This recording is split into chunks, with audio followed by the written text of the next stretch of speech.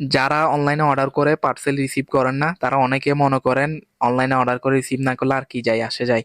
So একজন উদ্যোক্তা হিসেবে যখন আপনি পার্সেলটা অর্ডার করবেন, অর্ডার করার পর কুরিয়ার সার্ভিস অবশ্যই আমাদের থেকে ডেলিভারি চার্জটা নিয়ে নেয়। পার্সেলটা আপনি অর্ডার করার পর আমরা এই পার্সেলটা প্যাকিং করি, প্যাকিং করার পর কুরিয়ার সার্ভিস পার্সেলটা পিক আপ করে নিয়ে যায়। এবং পার্সেলটা আপনার লোকেশনে যাওয়ার জন্য গাড়ি ভাড়া আছে, আপনার ড্রাইভার খরচ আছে, হেল্পার খরচ আছে, রাইডারের কস্ট আছে, রাইডারের গাড়ির তেল ভাড়া আছে।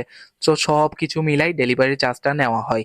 সো এটা আপনি পার্সেল রিসিভ করেন বা নাই করেন, ডেলিভারি চার্জটা অবশ্যই দেওয়া লাগবে। সেটা যদি আপনি ভালো মনের মানুষ হন তাহলে অবশ্যই আপনি পার্সেলের টাকাটা দিবেন, আর যদি না দেন তাহলে এটা অবশ্যই মার্চেন্ট বা উদ্যোক্তার থেকে এই টাকাটা নিয়ে নেওয়া হবে।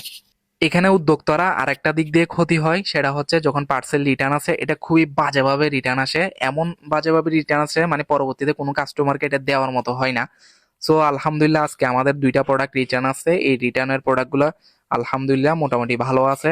সো এরকম পার্সেল রিটার্ন আসলে অনেক সময় আমাদের ভেঙে যায়, যার কারণে অনেক বড় ক্ষতি হয়ে যায়। যদিও বা ছোট উদ্যোক্তা হিসেবে এটা অনেক কষ্ট লাগে, যদিও বা ব্যবসায় লাভ লস দুটোটাই থাকবে, এটাই স্বাভাবিক। যদি শুধু লাভই থাকতো তাহলে এটা শুধুই যেত। সো সবাই আমাদের জন্য দোয়া করবেন। ধন্যবাদ সবাইকে।